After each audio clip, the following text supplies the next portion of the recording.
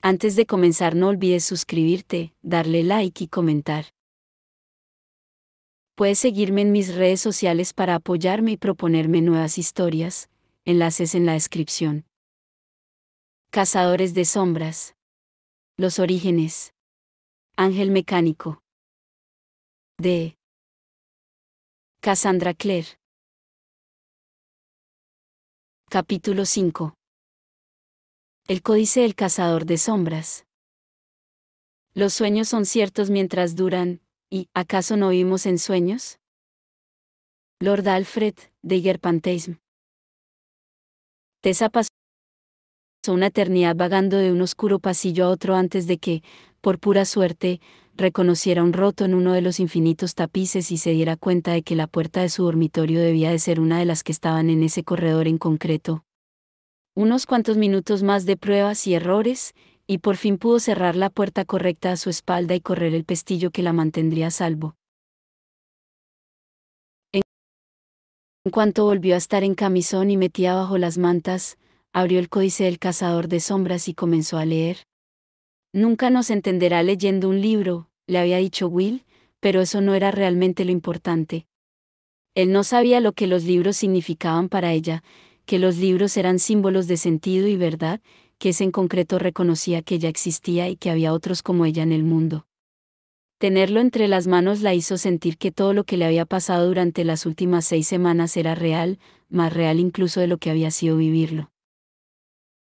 Tessa supo por el códice que todos los cazadores de sombras descendían de un arcángel llamado Raziel, que había entregado al primero de ellos un volumen llamado el Libro Gris, que contenía el lenguaje del cielo, las marcas rúnicas negras que cubrían la piel de los cazadores de sombras entrenados, como Charlotte y Will. Las marcas se les grababan en la piel con una herramienta semejante a un estilete llamado Estela, el extraño objeto parecido a una pluma que había visto usar a Will para dibujar una puerta en la casa oscura. Las marcas proporcionaban a los Nefilim todo tipo de protección. Curación, fuerza y velocidad sobrehumanas, visión nocturna, incluso les permitía ocultarse de los ojos de los mundanos con unas runas llamadas Glamours. Pero no eran un don que cualquiera pudiese usar. Grabar las marcas en la piel de un subterráneo o de un humano supondría una dolorosa tortura para el sujeto, y acabaría provocándole la locura o la muerte. Raziel le había dado también otros dones al primer cazador de sombras, unos poderosos objetos mágicos llamados instrumentos mortales, y un país de origen, un pequeño trozo de tierra de lo que entonces era el Sacro Imperio Romano, rodeado por una protección para que los mundanos no pudieran entrar en él. Su nombre era Idris. La lámpara se fue apagando mientras Tessa leía, y los párpados se le iban cerrando y cerrando. Los subterráneos, leyó, eran criaturas sobrenaturales como las hadas, los licántropos, los vampiros y los brujos. En el caso de los vampiros y de los hombres lobo, eran humanos infectados por una enfermedad demoníaca. Las hadas, por su parte, eran mitad demonio mitad ángel, y por tanto poseían tanto una gran belleza como un carácter malvado. Pero los brujos eran descendientes directos de la unión de los humanos y de los demonios. No era de sorprender que Charlotte le hubiera preguntado si tanto su madre como su padre eran humanos. Pero lo eran, o eso creía, por lo que ya no podía ser una bruja, gracias a Dios. Miró un dibujo que mostraba a un hombre alto con el cabello enmarañado, en el centro de un pentáculo marcado con tiza en el suelo. Parecía totalmente normal, excepto porque tenía los ojos con las pupilas de gato. Ardía una vela en cada una de las 5 puntas de la estrella. Las llamas parecían mezclarse y desdibujarse como se desdibujaba la visión de Tessa a causa del agotamiento. Cerró los ojos, y al instante comenzó a soñar. En el sueño, Tessa danzaba entre remolinos de humos por un pasillo flanqueado de espejos, y al pasar ante ellos, cada uno le mostraba un rostro diferente. Oía una música encantadora e inquietante. Parecía llegarle desde lejos, pero la rodeaba por todas partes. Había un hombre caminando frente a ella, un muchacho en realidad, delgado y sin barba, pero aunque Tessa sentía que le era familiar, ni podía verle el rostro ni lo reconocía. Podría haber sido su hermano, o Will, o alguien totalmente diferente. Le siguió, llamándole, pero él se perdió por el pasillo como si el humo se lo hubiera llevado. La música fue subiendo y subiendo en un crescendo. Y Tessa se despertó, jadeando, el libro se le resbaló del regazo al incorporarse. Ya no estaba soñando, pero la música continuaba, alta, inquietante y dulce. Fue hasta la puerta y se asomó al pasillo. La música se oía allí más fuerte, y llegaba de la habitación que había al otro lado. La puerta estaba un poco entreabierta, y las notas parecían manar por la abertura como agua por el estrecho cuello de un jarro. Como en un sueño, Tessa cruzó el pasillo y colocó la mano suavemente sobre la puerta, se abrió al tocarla. La habitación estaba oscura. Vio que era similar a su propio dormitorio, la misma cama con dosel, los mismos pesados muebles. Las cortinas estaban descorridas en una alta ventana, y una pálida luz plateada entraba en la habitación como una lluvia de agujas.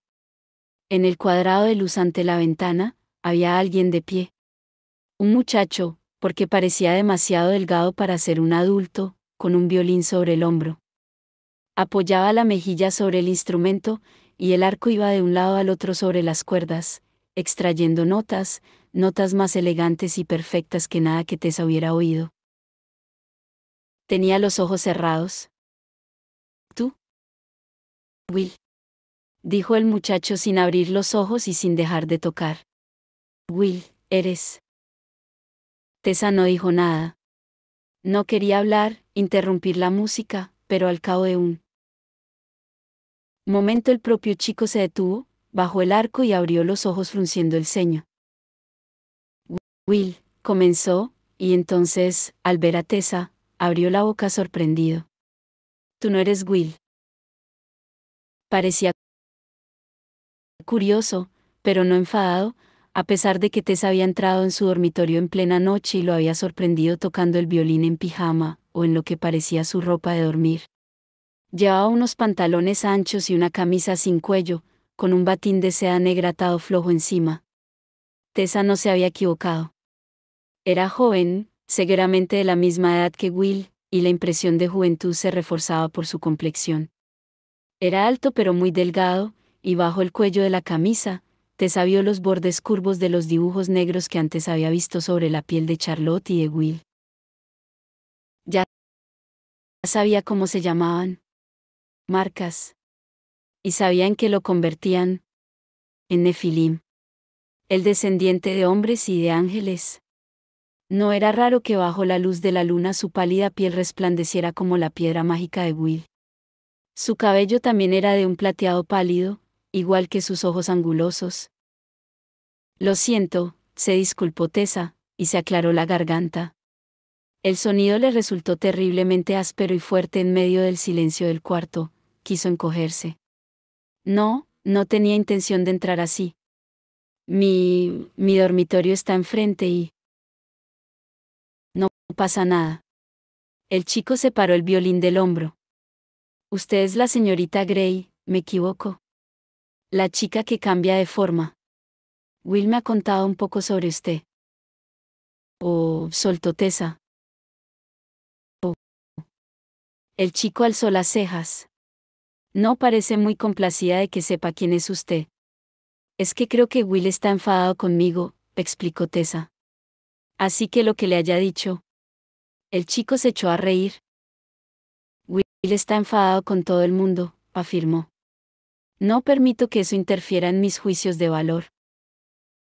La luz de la luna se derramó sobre la pulida superficie del violín cuando el joven se volvió para dejarlo en lo alto del armario, con el arco al lado. Cuando de nuevo se volvió hacia ella, sonreía. Debería haberme presentado antes, dijo. Soy James Carstairs. Por favor, tuteame y llámame Jem. Todo el mundo lo hace. Oh, tú eres Jem. No estuviste en la cena, recordó Tessa. Charlotte dijo que estabas enfermo. ¿Te encuentras mejor? Tienes muchas preguntas, ¿no? Mi hermano siempre dice que la curiosidad es mi pecado más acuciante. Tal y como van los pecados, no es de los peores. Se sentó sobre un baúl de viaje al pie de la cama y la miró con una seria curiosidad. Adelante, pregúntame lo que quieras. De todas formas, no puedo dormir, así que me viene bien una distracción. Al instante, Tessa oyó la voz de Will en su cabeza. Los padres de Jem habían sido asesinados por demonios. Pero no le puedo preguntar sobre eso, pensó Tessa, así que pasó a otro tema. Will me ha dicho que viniste desde muy lejos. ¿Dónde vivías antes? En Shanghái, contestó Jem. ¿Sabes dónde está? En China, respondió Tessa con una ligera irritación. ¿No lo sabe todo el mundo? Jem sonrió de medio lado. Te sorprenderías. ¿Y qué hacías en China? Preguntó Tessa con auténtico interés. No podía acabar de imaginarse el lugar del que procedía Jem. Cuando pensaba en China, todo lo que se le ocurría era Marco Polo y el té. Tenía la sensación de que estaba muy, muy lejos, como si Jem hubiera arribado desde los confines del mundo, al este del sol y al oeste de la luna, hubiera dicho la tía Harriet. Pensaba que allí solo iban los misioneros y los marinos. Los cazadores de sombras viven por todo el mundo. Mi madre era china, mi padre, británico. Se conocieron en Londres y se trasladaron a Shanghái cuando a él le ofrecieron la dirección del instituto de allí. Tessa estaba sorprendida. Si la madre de Jem era china, entonces él también lo era, ¿no? Sabía que había inmigrantes chinos en Nueva York, trabajaban sobre todo en lavanderías o vendían cigarrillos liados a mano en tenderetes callejeros. Nunca había visto a ninguno que se pareciera a Jem, con su extraño cabello y sus ojos plateados. Quizá tuviera que ver con ser un cazador de sombras. Pero no se le ocurría una manera de preguntarse lo que no fuera a parecer terriblemente grosera. Por suerte, Jem no parecía estar esperando a que fuera ella quien siguiera con la conversación. Perdón por preguntarlo, dijo él, pero tus padres están muertos, ¿verdad? ¿Te lo ha dicho Will? No ha hecho falta que me lo dijera. Los huérfanos aprendemos a reconocernos. Si no te importa que te pregunte, ¿eras muy pequeña cuando ocurrió? Tenía 3 años cuando murieron en un accidente de carruaje. Casi no los recuerdo. Solo en breves destellos, el olor a humo de tabaco, o el lila pálido del vestido de mi madre. Me crió mi tía. ¿Y mi hermano, Nathaniel? Pero mi tía. Se sorprendió al notar que se le tensaba la garganta. Una vívida imagen de la tía Harriet se le dibujó en la mente, tumbada en el estrecho lecho de latón de su dormitorio, con los ojos ardiendo de fiebre. Hacia el final, no reconocía a Tessa y llamaba a su madre, Elizabeth. La tía Harriet había sido la única madre que Tessa había conocido. Tessa le había sujetado la delgada mano mientras la tía Harriet moría, en el dormitorio, con el cura. Recordaba haber pensado que se había quedado realmente sola. Ha muerto hace poco. Unas fiebres inesperadas. Nunca había sido muy fuerte. Lamento oírlo, repuso Jem, y parecía sentirlo de verdad. Fue terrible porque mi hermano ya se había marchado. Había partido para Inglaterra un mes antes. Hasta nos había enviado regalos, té de Fornum y Mason, y chocolates. Y entonces mi tía se puso enferma y murió, y escribí a mi hermano una y otra vez, pero me devolvían las cartas. Estaba desesperada. Y entonces llegó el billete. Un billete de la compañía de vapores North Lloyd para Southampton, y una nota de Nate diciendo que me esperaría en el muelle. Solo que ahora no creo que fuera él quien escribió esa nota. Tessa se detuvo, le picaban los ojos por las lágrimas contenidas. ¿Perdona? Hablo sin parar. No querrás oír todo esto. ¿Qué clase de hombre es tu hermano? ¿Cómo es? Tessa miró a Jem algo sorprendida. Los otros le habían preguntado qué creía que podía haber hecho su hermano para encontrarse en la situación en que se encontraba, si sabía dónde podían tenerlo las hermanas oscuras, si tenía el mismo poder que ella. Pero ninguno le había preguntado cómo era. Mi tía solía decir que era un soñador, contestó Tessa. Siempre estaba en las nubes. Nunca le importaba cómo eran las cosas, solo cómo serían, algún día, cuando tuviera todo lo que quería. Cuando todos tuviéramos lo que queríamos, se corrigió Tessa. Solía jugar, creo que porque no podía imaginarse perder, eso no entraba en sus sueños. Los sueños pueden ser peligrosos. No, no. Tessa negó con la cabeza. No me estoy explicando bien. Era un hermano maravilloso. Charlotte tenía razón, era más fácil contener las lágrimas y clavaba la mirada en un objeto concreto. Miró las manos de Jem. Eran largas y delgadas, y tenía el mismo dibujo que Will en el dorso de la mano, el ojo abierto. Tessa lo señaló. ¿Qué significa? Jem no pareció notar que Tessa había cambiado de tema. Es una marca. ¿Sabes lo que son? Extendió la mano con la palma hacia abajo. Esta es la evidencia. Nos aclara la visión. Nos ayuda a ver a los subterráneos. Volvió la mano, y se levantó la manga de la camisa. Sobre la pálida piel de la muñeca y el interior del brazo había más marcas. Muy negras contra su blanca piel. Parecían mezclarse con el contorno de las venas, como si la sangre le fluyera también por las marcas. Para la velocidad, la visión nocturna, el poder angélico, para sanar con rapidez, fue indicando en voz alta. Aunque sus nombres son más complicados que eso y no son en inglés. ¿Hacen daño? Me dolieron cuando las recibí. Ahora ya no me duelen nada. Se bajó la manga y le sonrió. Bueno, no me digas que esas son todas las preguntas que tienes. Oh, tengo muchas más de las que te imaginas. ¿Por qué no puedes dormir? Tessa vio que lo había pillado desprevenido, una expresión de vacilación cruzó el rostro de Jem antes de decir nada. ¿Por qué vacila?, pensó Tessa. Jem siempre podía mentirle, o esquivar la pregunta, como hacía Will. Pero instintivamente supo que Jem no mentía. Tengo malos sueños. Yo también estaba soñando, dijo ella. Soñaba con tu música. Él sonrió. Entonces, ¿era una pesadilla? No. Era bella. La cosa más bella que he oído desde que llegué a esta horrible ciudad. Londres no es horrible, repuso Jem, imparcial. Solo tienes que conocerla. Algún día tendrías que venir conmigo por Londres. Puedo enseñarte las partes bonitas, las que me encantan. ¿Cantando las alabanzas de nuestra preciosa ciudad?, inquirió una voz en tono ligero. Tessa se dio la vuelta, y vio a Will apoyado contra el marco de la puerta. La luz del pasillo, a su espalda, le enmarcaba en dorado el cabello de aspecto mojado. El bajo de su abrigo oscuro y las botas negras estaban manchados de barro, como si acabara de llegar del exterior, y tenía las mejillas arreboladas.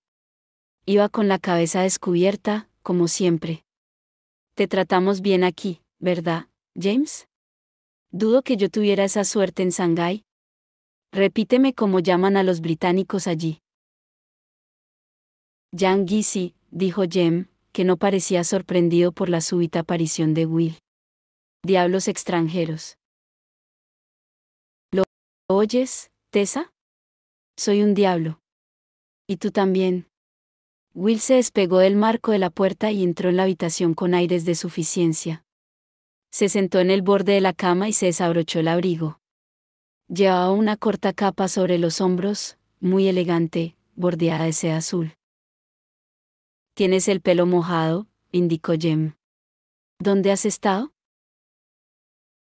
Aquí, allí y en todas partes. Will esbozó su sonrisa de medio lado. A pesar de su agilidad habitual, había algo en la forma que se movía, en el rubor de las mejillas, el brillo de los ojos.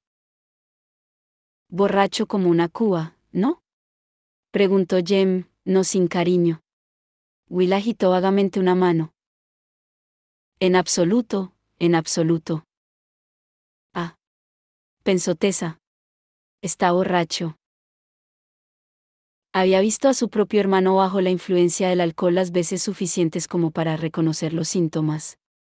De algún modo, sintió una extraña decepción. Jem sonrió. ¿A dónde has ido? ¿El dragón azul? ¿La sirena? La taberna del demonio, si quieres saberlo. Will suspiró y se apoyó en una de las columnas de la cama. Tenía unos planes tan buenos para esta noche. Mi objetivo era la búsqueda de la ceguera etílica y las mujeres de vida fácil. Pero no iba a ser así. Aún no había acabado ni siquiera mi tercera copa en el demonio cuando se me acercó una deliciosa niña florista que me pidió 2 peniques por una margarita. El precio parecía excesivo, así que me negué. Cuando se lo dije a la niña, procedió a robarme. ¿Una niña te ha robado?, preguntó Tessa. Lo cierto es que en realidad no era una niña, sino un enano metido en un vestido y con gusto por la violencia, que usa el nombre de Nigel 6 dedos. Un error fácil de cometer, convino Jem. Lo pillé cuando me metía la mano en el bolsillo, explicó Will, haciendo gestos animados con sus delgadas manos con cicatrices. Tenía las de ganar hasta que Nigel saltó sobre la barra y me golpeó por detrás con una jarra de ginebra. Ah, repuso Jem. Eso explica lo del pelo mojado. Ha sido una pelea limpia, continuó Will. Pero el propietario del demonio no lo ha visto así. Me ha echado. No puedo volver allí hasta dentro de 15 días. Es lo mejor que te podía haber pasado, replicó Jem sin compadecerlo en absoluto. Me alegro de oír que estamos como siempre. Por un momento me he preocupado pensando que habías vuelto pronto para ver si me encontraba mejor. Parece que estás perfectamente sin mí. Y ya veo que has conocido a nuestra residente misteriosa y cambiante, dijo Will, mirando a Tessa. Fue la primera vez que reconocía que ella se hallaba allí desde que había aparecido en la puerta. Sueles meterte en las alcobas de los caballeros en mitad de la noche. Si lo hubieras sabido, me habrías forzado más para que Charlotte dejara que te quedaras. No veo por qué lo que yo haga puede ser de tu incumbencia, replicó Tessa. Sobre todo desde que me abandonaste en medio del pasillo y me dejaste sola para que encontrara el camino de regreso a mi dormitorio. ¿Y en vez de eso encontraste el camino al dormitorio de Jem? Ha sido el violín, replicó este. Me ha oído cuando estaba practicando. Un gemido espantoso, ¿no es cierto?, preguntó Will a Tessa. No sé cómo no vienen corriendo todos los gatos del vecindario cada vez que toca. A mí me ha parecido hermoso. Porque lo era, repuso Jem. Will le apuntó con un dedo acusador. ¿Os estáis aliando contra mí? ¿Así es como va a ser a partir de ahora? ¿Seré yo el que sobre? Dios, tendré que hacerme amigo de Jessamine. Jessamine no te soporta, indicó Jem. Entonces de Henry. Henry te prenderá fuego. Tomás, sugirió Will.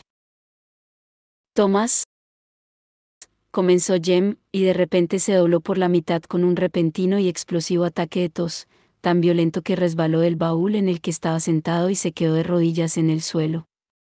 Demasiado sorprendida para moverse, Tessa se quedó mirando cuando Will, a quien la borrachera pareció pasársele en un segundo, saltaba de la cama, se arrodillaba junto a Jem y le ponía la mano en el hombro. James, le preguntó en voz baja. ¿Dónde está? Jem alzó una mano para apartarlo. Le sacudían jadeos espasmódicos. No lo necesito. Estoy bien. Volvió a toser, y una fina llovizna roja salpicó el suelo a sus pies. Sangre. Will apretó la mano sobre el hombro de su amigo, Tessa vio que los nudillos se le ponían blancos.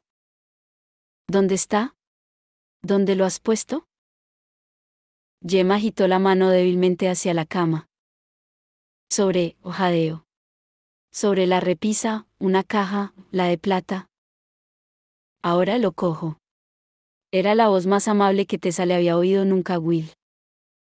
Quédate aquí. Como si fuera a ir a alguna parte.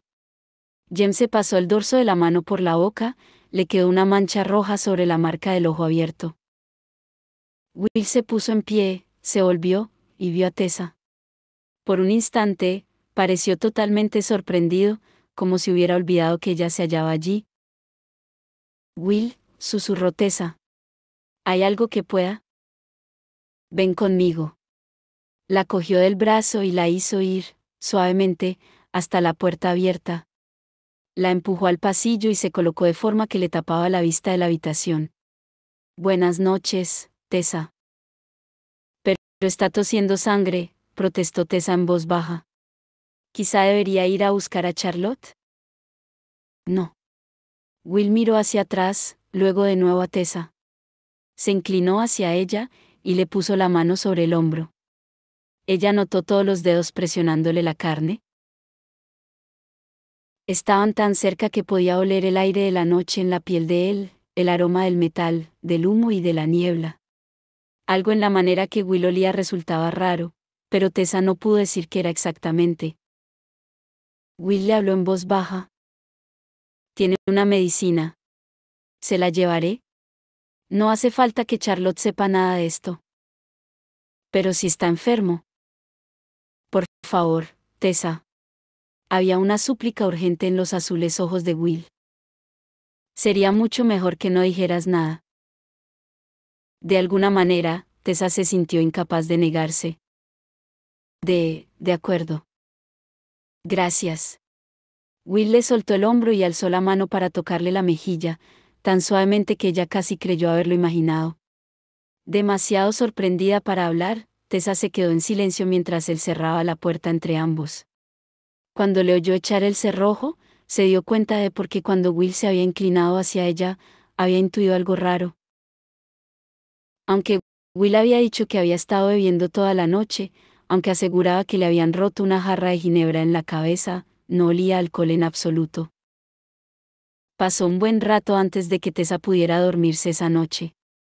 Estuvo despierta, con el códice abierto a su lado y el ángel mecánico haciendo tic-tac sobre su pecho, mientras observaba cómo la luz de la lámpara trazaba dibujos sobre el techo. Teresa se estaba mirando al espejo del tocador mientras Sophie, a su espalda, le abrochaba los botones del vestido. Por la mañana, bajo la luz que entraba a raudales por los altos ventanales, se veía muy pálida y las bolsas grises bajo los ojos destacaban como manchas. Nunca había sido de las que se miraban en el espejo. Solía dar una rápida ojeada para ver que llevaba el pelo bien y que no tenía manchas en la ropa. Pero en ese momento no podía dejar de mirar al rostro pálido y delgado del espejo. Parecía ondearse cuando lo observaba, como un reflejo visto en el agua, como la vibración que se apoderaba de ella antes del cambio. Después de haber tenido otros rostros, visto por otros ojos, ¿cómo podría decir qué rostro era en realidad el suyo, o incluso si aquel era el que había tenido al nacer? Cuando cambiaba para volver a sí misma. ¿Cómo podía saber que no había alguna ligera modificación en su propio ser, algo que la hiciera ser distinta a quien era? ¿O no importaba en absoluto qué aspecto tuviera? ¿Era su rostro tan solo una máscara de carne, irrelevante para su verdadero ser? También veía a Sophie reflejada en el espejo, tenía el rostro vuelto de forma que la mejilla de la cicatriz quedaba ante el espejo. Durante el día resultaba aún mucho peor. Era como ver un hermoso cuadro hecho jirones con un cuchillo. Tessa estaba deseosa de preguntarle qué le había pasado, pero sabía que no debía hacerlo. Te estoy muy agradecida por ayudarme con el vestido, fue lo que dijo en su lugar. Para servirla, señorita, le respondió Sophie en un tono neutro. Solo quería preguntarte, empezó Tessa, y notó que Sophie se tensaba. Cree que le voy a preguntar por su rostro, pensó Tessa. Y en voz alta añadió, la forma en que le hablaste a Will en el pasillo anoche. Sophie se echó a reír. Fue una carcajada corta, pero real. Se me permite hablarle al señor Gerondel como me apetezca y cuando me apetezca. Es una de las condiciones de mi empleo. Charlotte te permite poner tus propias condiciones. No cualquiera puede trabajar en el instituto, explicó Sophie, tienes que tener un toque de la visión. Agatha lo tiene, y también Thomas. La señora Bramwell me quiso enseguida cuando se enteró de que yo lo tenía, dijo que llevaba siglos buscando una doncella para la señorita Jessamine. Pero me advirtió sobre el señor Gerondale, dijo que seguramente sería grosero conmigo y demasiado familiar. Me dijo que le podía contestar con la misma grosería y que a nadie le importaría. Alguien tiene que ser grosero con él. Ya lo es el bastante con todos los demás. Yo diría que eso mismo fue lo que la señora Bramwell pensaba. Sophie compartió una sonrisa con Tessa en el espejo, era totalmente encantadora cuando sonreía, pensó Tessa, con cicatriz o sin ella. ¿Aprecias a Charlotte, verdad? Preguntó. Parece muy amable. Sophie se encogió de hombros. En la antigua casa, yo estaba al servicio de la señora Atkins, el ama de llaves, contaba hasta la última vela que usábamos, hasta el último trozo de jabón que nos daba. Teníamos que usar la pastilla de jabón hasta que estuviera transparente antes de que nos diera otra. Pero la señora Bramwell me da una pastilla de jabón nueva siempre que quiero, explicó como si fuera la mejor prueba del carácter de Charlotte. Supongo que tienen mucho dinero, aquí en el instituto. Tessa estaba pensando en los impresionantes muebles y en el esplendor de toda la casa. Quizá. Pero le he arreglado suficientes vestidos a la señora Bramwell como para saber que no se los compra nuevos. Tessa recordó el vestido azul que Jessamine lucía durante la cena la noche anterior. ¿Y la señorita Lovelace? Tiene su propio dinero, respondió Sophie seria. Se apartó de Tessa. Bueno. Ahora ya está lista para que la vean. Tessa sonrió. Gracias, Sophie. Cuando Tessa llegó al comedor, los otros ya estaban a mitad del desayuno. Charlotte, con un sencillo vestido gris, estaba untando mermelada en una tostada, Henry medio escondido detrás de un periódico, y Jessamine picoteaba delicadamente de un cuenco de gachas. Will tenía un montón de huevos y bacon en el plato, y estaba acabando con ellos sin piedad, lo que, como Tessa no pudo evitar notar, no era muy corriente en alguien que decía haber estado fuera toda la noche bebiendo. Estábamos hablando de usted, le dijo Jessamine a Tessa mientras ésta se sentaba. La chica mayor le acercó una bandeja de plata a Tessa. ¿Bacon? Tessa cogió el tenedor y miró inquieta alrededor de la mesa.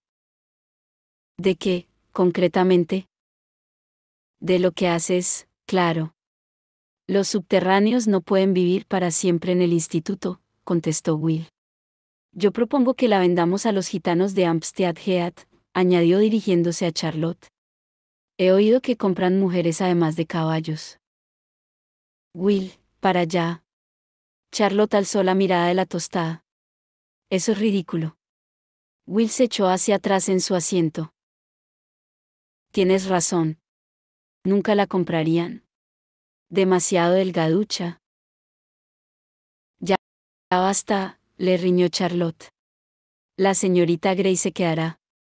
Aunque solo sea porque nos hallamos en medio de una investigación que requiere su ayuda. Ya he enviado un mensaje a la clave explicando que se quedará aquí hasta que el asunto del Club Pandemonium se aclare y encontremos a su hermano. ¿No es así, Henry? Sin duda, contestó Henry mientras dejaba el periódico. Lo del Pandemonium es prioritario. Absolutamente. Será mejor que también se lo digas a Benedict Lightwood, recomendó Will. Ya sabéis cómo se pone. Charlotte palideció ligeramente, y Tessa se preguntó quién sería Benedict Lightwood. Will, hoy me gustaría que volvieras a la casa de las hermanas oscuras, ahora está abandonada, pero vale la pena darle un último repaso. Y quiero que lleves a Jem contigo. Al oír eso, la expresión de diversión desapareció del rostro de Will. Estoy lo suficientemente bien. La voz no era de Charlotte. Era de Jem. Había entrado en el comedor en silencio y se hallaba junto al aparador, con los brazos cruzados sobre el pecho. Estaba mucho menos pálido que la noche anterior, y el chaleco rojo que llevaba le prestaba un ligero toque de color a las mejillas. De hecho, estaré listo cuando tú lo estés. Primero tendrías que desayunar algo. Preocupada, Charlotte le acercó la bandeja de las tostadas. Jem se sentó y sonrió a Tessa desde el otro lado de la mesa. Oh, Jem. Esta es la señorita Gray. Está. Nos conocemos, repuso Jem, y Tessa notó un súbito calor en el rostro. No pudo evitar quedarse mirándolo mientras él cogía un trozo de pan y le untaba mantequilla. Resultaba difícil ver a alguien con un aspecto tan etéreo comerse una tostada. Charlotte parecía confusa. Sí. Me encontré con Tessa en el pasillo anoche y me presenté. Creo que le di un pequeño susto. Sus ojos plateados miraron a los de Tessa, resplandeciendo divertidos. Charlotte se encogió de hombros. Muy bien, entonces. Quiero que vayas con Will. Mientras tanto, hoy, señorita Gray. Llámeme Tessa y tú teme, por favor, propuso la joven. Lo cierto es que preferiría que todo lo hicieran. Muy bien, Tessa, lo mismo digo, contestó Charlotte con una pequeña sonrisa. Henry y yo iremos a visitar al señor Axel Mormain, el jefe de tu hermano, para ver si él o alguno de sus empleados tienen cualquier información sobre su paradero. Gracias. Tessa estaba sorprendida. Le habían dicho que iban a buscar a su hermano y era cierto que lo estaban haciendo. No esperaba que lo hicieran. He oído hablar de Axel Mormain, intervino Jem. Es un hombre de negocios que comercia con China, uno de los grandes en Shanghái. Su empresa tiene allí oficinas en el muelle. Sí, repuso Charlotte, los periódicos dicen que hizo fortuna importando seda y té. Va. Jem habló sin darle importancia, pero había un tono de burla en su voz. Hizo su fortuna con el opio. Todos ellos la han hecho así. Compran opio en la India, lo llevan por barco hasta Cantón y lo cambian por mercancías. No iba contra la ley, James. Charlotte le pasó los periódicos a Jessamine. Mientras tanto, Jessie, quizá Tessa y tú podéis mirar el periódico y anotar cualquier cosa que pueda tener que ver con la investigación o a la que valga la pena echarle otra ojeada. Jessamine se apartó del periódico como si este fuera una serpiente. Una dama no lee el periódico. Las páginas de sociedad, tal vez, o las críticas de teatro. No esa porquería. Pero tú no eres una dama, Jessamine, comenzó Charlotte. Vaya, exclamó Will. Verdades tan crueles a esta hora de la mañana no pueden ser buenas para la digestión.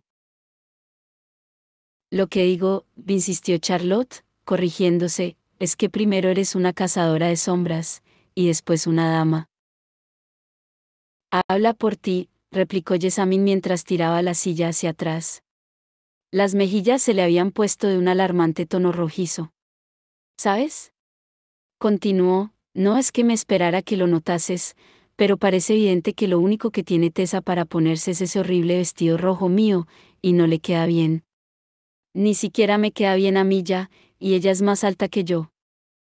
No podría, Sophie. Comenzó Charlotte sin mucha decisión. Puedes meter el vestido. Pero otra cosa es hacerlo 2 veces más grande de lo que era al principio. La verdad, Charlotte, Jessamine soltó un suspiro de exasperación, creo que deberías dejarme que lleve a la pobre Tessa al centro a buscarle algo de ropa. Si no, en cuanto respire hondo, ese vestido le va a reventar. Will miró con interés. Creo que debería intentarlo ahora y ver qué pasa. Oh, exclamó Tessa, totalmente confusa. Porque, de repente, Jessamine estaba siendo tan amable después de lo desagradable que había sido el día anterior. No, de verdad, no hace falta. Sí que la hace, dijo Jessamine con firmeza. Charlotte estaba meneando la cabeza.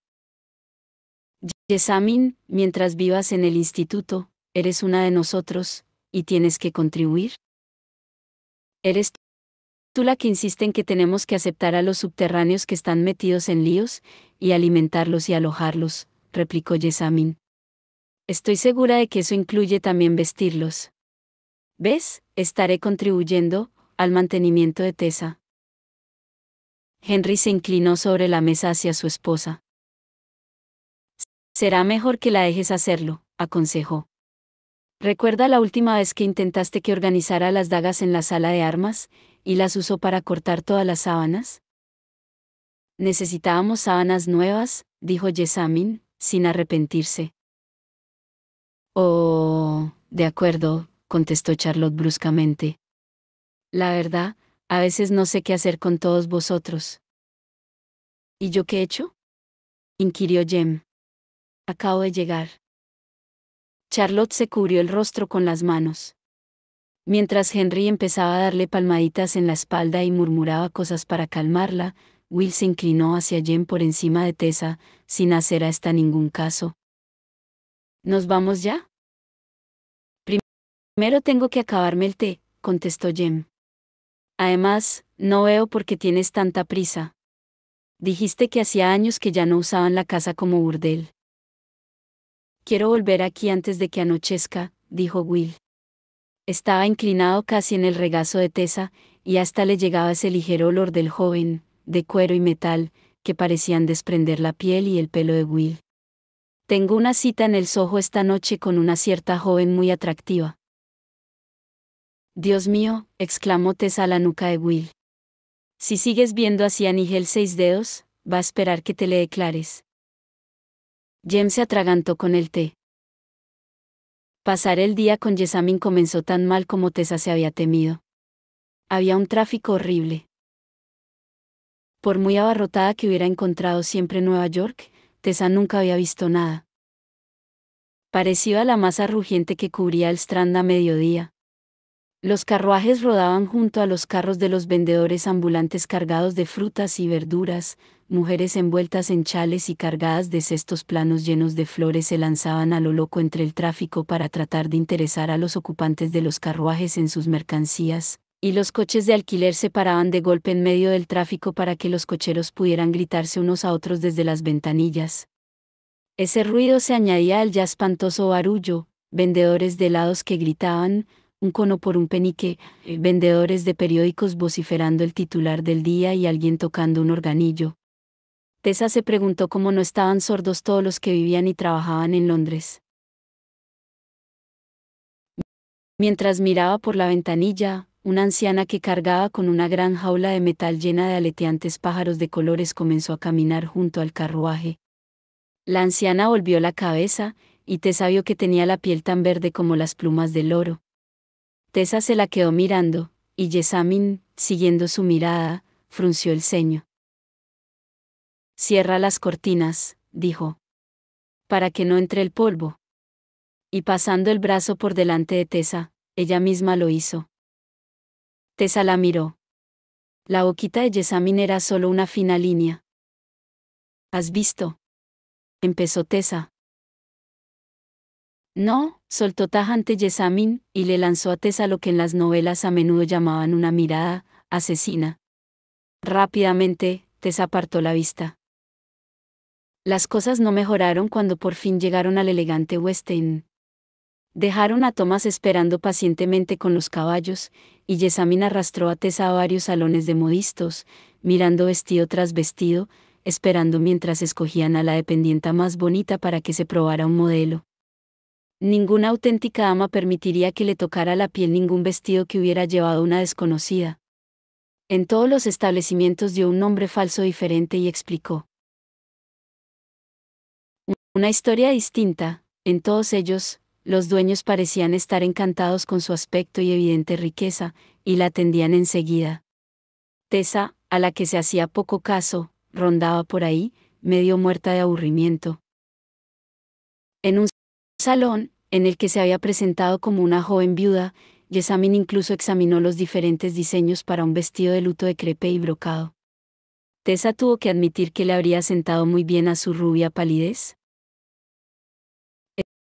Estaría absolutamente fantástica en este vestido, y resultaría imposible no contraer unas segundas nupcias de lo más ventajosas.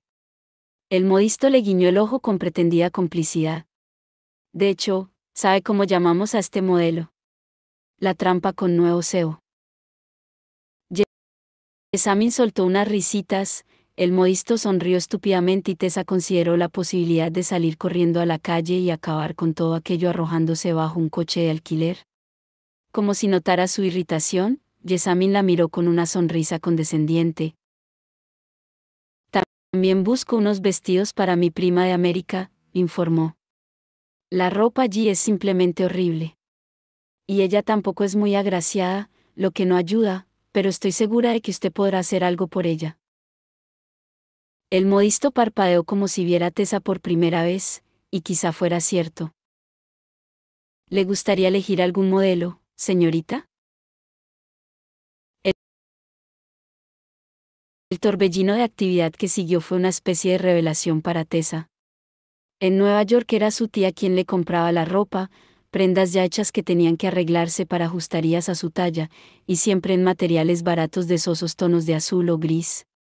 Nunca antes había sabido, como aprendió en ese momento, que el azul era el color que le sentaba mejor y destacaba sus ojos de color azul grisáceo, o que debía vestir de rosa para que le diera color en las mejillas. Mientras le tomaban las medidas en medio de una inconexa conversación sobre fundas princesa, corsés acorazados y alguien llamado Charles Ward, Tessa se quedó mirando su rostro en el espejo, medio esperando que los rasgos le comenzaran a cambiar, a formarse de nuevo. Pero siguió siendo ella, y al final se encontró con que tenía 4 vestidos encargados que le entregarían a final de semana, uno rosa, uno amarillo, uno a rayas blancas y azules con botones de hueso, y uno de seda dorada y negra, además de 2 elegantes chaquetas, una de ellas con tul de pedrería adornando los puños. Diría que hasta es posible que estés guapa con ese último vestido, comentó Jessamine mientras volvían a meterse en el carruaje. Es increíble lo que puede hacer la moda. Tessa contó hasta 10 en silencio antes de replicar. Te estoy terriblemente agradecida por todo esto, Jessamine. ¿Volvemos ya al instituto? Al oír eso, la animación desapareció del rostro de Jessamine. Realmente odia estar allí, pensó Tessa, más confusa que otra cosa. ¿Qué le podía resultar tan terrible en el instituto? Era cierto que la propia razón de su existencia ya era bastante peculiar, pero Jessamine había tenido tiempo de acostumbrarse a todo eso. Era una cazadora de sombras, como el resto. Hace un día tan bonito, dijo Jessamine, y no has visto casi nada de Londres. Creo que se impone un paseo por Hyde Park. Y después podemos ir a Gunther's y hacer que Thomas nos compre unos helados. Tessa miró por la ventanilla. El cielo era espeso y gris, cortado por líneas de azul donde las nubes se habían separado unas de otras durante unos instantes. De ninguna manera un día así se consideraría bonito en Nueva York, pero Londres parecía tener una concepción diferente en cuanto al clima. Además, se sentía en deuda con Jessamine, y era evidente que lo último que ésta quería en esos momentos era volver a casa. Me encantan los parques, dijo Tessa. Jessamine casi sonrió. No le has dicho nada a la señorita Gray sobre los engranajes, dijo Henry. Charlotte alzó la mirada de sus notas y suspiró. Siempre le había molestado que, por mucho que pidiera un segundo carruaje, la clave solo permitía al instituto tener uno. Era bueno, y Thomas, un cochero excelente, sin duda. Pero aquello suponía que cuando los cazadores de sombras del instituto iban a diferentes lugares, como ocurría ese día, Charlotte se veía obligada a pedir prestado un carruaje a Benedict Lightwood, que distaba mucho de ser su persona favorita. Y el único carruaje que éste estaba dispuesto a prestarle era pequeño e incómodo. El pobre Henry, tan alto, se iba dando golpes en la cabeza contra el bajo techo a cada bache. No, contestó. La pobre chica ya parecía bastante aturdida. No era momento de explicarle que los artilugios mecánicos que encontró en el sótano habían sido fabricados por la empresa en la que trabajaba su hermano. Está muy preocupada por él. Me pareció que era más de lo que podría soportar. Pero puede que eso no signifique nada, cariño, le recordó Henry. Mormain y compañía fabrica la mayoría de las máquinas que se emplean en Inglaterra. Mormain es una especie de genio. Su sistema patentado para producir cojinetes. Sí, sí. Charlotte trató de disimular su impaciencia. Y quizá deberíamos habérselo dicho. Pero pensé que era mejor que habláramos primero con el señor Mormain y viéramos qué impresión sacamos. Tienes razón. Puede que no sepa nada, y es posible que casi no haya ninguna conexión. Pero sería toda una coincidencia, Henry. Y siempre recelo de las coincidencias. Miró las notas que había tomado sobre Axel Mormain. Era hijo único, y seguramente, aunque no se especificaba, ilegítimo, del Dr. Ollingworth. Mormain, que en cuestión de años había pasado de la humilde posición de médico en un barco mercante que se dirigía a China a ser un rico comerciante privado que compraba y vendía especias y azúcar, seda y té, y... Eso no se decía, pero Charlotte estaba de acuerdo con Jem en ese particular, seguramente opio. Cuando el doctor Mormain murió, justo después de que se firmase el tratado de Nankín, su hijo, Axel, con solo 20 años, había heredado su fortuna y la había invertido rápidamente en la construcción de una flota de barcos más rápidos y brillantes que cualquier otro que surcara los mares. En una década, el joven Mormain había duplicado, y luego triplicado, la fortuna de su padre. En los últimos años, se había retirado de Shanghái a Londres, había vendido sus barcos mercantes y había empleado el dinero en comprar una gran empresa que producía artefactos mecánicos necesarios para la fabricación de relojes, desde los de bolsillo hasta los grandes de pared. Era un hombre muy rico. El carruaje se detuvo delante de una fila de casas blancas ajardinadas, todas con altos ventanales que daban a la plaza. Henry saltó del carruaje y leyó el número en una placa de latón enganchada al pilón de la verja de entrada. Debe ser esta. Se dispuso a abrir la puerta del carruaje. Henry, dijo Charlotte, apoyándose en su brazo para bajar. Henry, recuerda lo que hemos hablado esta mañana, ¿de acuerdo? Henry sonrió ligeramente avergonzado. Haré todo lo que pueda para no avergonzarte o fastidiar la investigación. La verdad, a veces me pregunto por qué haces que te acompañe para estas cosas. Sabes que soy muy torpe cuando se trata de la gente. No eres torpe, Henry, repuso Charlotte amablemente. Le hubiera gustado acariciarle el rostro, echarle el cabello para atrás y tranquilizarlo. Pero se contuvo. Sabía, y se lo habían advertido muchas veces, que era mejor no forzar a Henry con un cariño que seguramente no deseaba. Dejaron el carruaje con el cochero de Lightwood, subieron la escalera y tocaron la campanilla. Un lacayo en librea azul oscura y expresión agria les abrió la puerta. Buenos días, saludó con brusquedad. ¿Puedo preguntar qué asunto los trae aquí? Charlotte echó una mirada de reojo a Henry, que estaba mirando más allá del lacayo con una expresión de apariencia soñadora. Dios sabía en qué estaría pensando: engranajes, ruedas dentadas y artilugios, sin duda, fuera lo que fuera, no tenía nada que ver con la situación que estaban viviendo. Ahogó un suspiro y le contestó al criado. Soy la señora Gray y este es mi marido, el señor Henry Gray. Estamos buscando a un primo nuestro, un joven llamado Nathaniel Gray. No sabemos nada de él desde hace 6 semanas. Es, o era, uno de los empleados del señor Mormain. Por un instante, aunque quizás se lo imaginara, le pareció ver algo, un destello de inquietud, en los ojos del lacayo. El señor Mormain es dueño de una gran compañía. No se puede esperar que sepa el paradero de todos los que trabajan para él. Eso sería imposible. Quizá deberían preguntar a la policía. Charlotte entrecerró los ojos. Antes de salir del instituto, se había dibujado runas de persuasión en el interior de los brazos. Eran pocos los mundanos que no eran susceptibles a su influencia. Lo hemos hecho, pero no parecen haber progresado en absoluto con el caso. Es terrible, y estamos muy preocupados por Nate, como puede imaginar. Si pudiéramos ver al señor Mormain solo un momento. Charlotte se relajó al ver que el lacayo asentía lentamente. Parecía casi alarmado, como si le sorprendiera su propia conformidad. Avisaré al señor Mormain de su visita, dijo el lacayo. Por favor, esperen en el recibidor.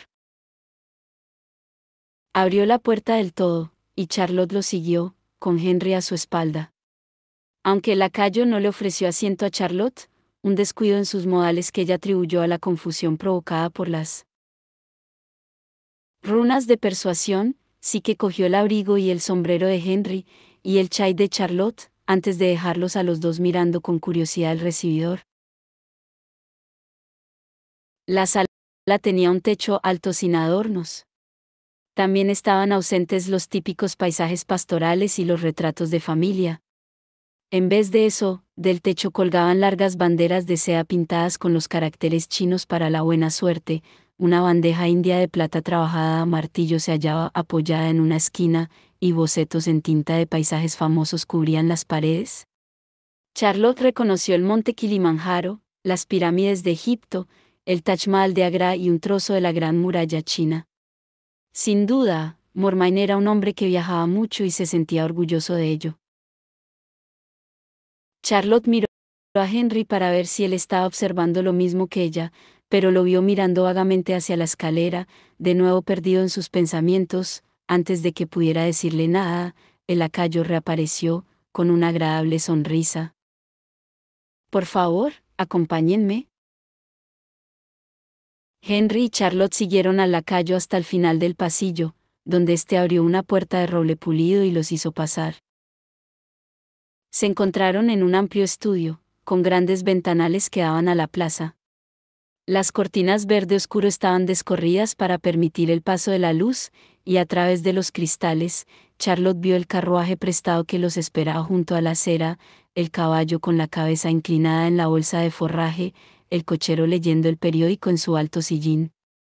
Las verdes ramas de los árboles se agitaban al otro lado de la calle, un dosel esmeralda, pero totalmente silencioso. Las ventanas bloqueaban cualquier sonido, y en la sala no se oía nada excepto el leve tic-tac de un reloj de pared en cuya esfera se leía Mormain y compañía grabado en oro. Los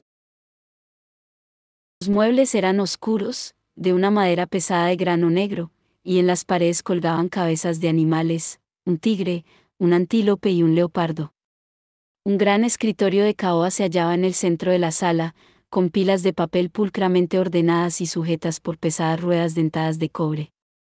En una de las esquinas se hallaba un globo terrestre en una base de latón donde se leía Globo del mundo de WYLD, con los últimos descubrimientos, donde las tierras bajo el dominio del Imperio Británico destacaban en un rojo rosado. A Charlotte siempre le resultaba extraño examinar los globos mundanos. Su mundo no tenía la misma forma que el que ella conocía. Tras el escritorio se hallaba un hombre sentado, que se puso en pie al entrar ellos.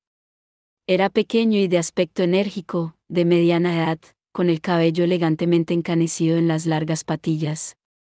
Sus ojos eran de un gris muy claro, su expresión, agradable. A pesar de su ropa elegante y cara, era fácil imaginárselo en la cubierta de un barco, mirando fijamente en la distancia. Buenas tardes, dijo. Walker me ha dado a entender que están buscando al señor Nathaniel Gray. Sí, contestó Henry, sorprendiendo a Charlotte. Henry pocas veces, si lo había hecho alguna vez, tomaba la iniciativa en una conversación con desconocidos. Se preguntó si tendría algo que ver con el intrincado plano que había sobre el escritorio. Henry lo miraba con la misma ansia que si fuera comida. Somos primos, ¿sabe? Le agradecemos que nos conceda este momento para hablar con usted, señor Mormain, se apresuró a añadir Charlotte. Sabemos que solo era uno de sus empleados, entre docenas. Cientos, repuso Mormain. Tenía una agradable voz de barítono, que en ese momento parecía divertida. Es cierto que no puedo seguirles la pista a todos. Pero recuerdo al señor Grey. Aunque debo decir que si alguna vez mencionó tener primos que fueran cazadores de sombras, no puedo decir que lo recuerde.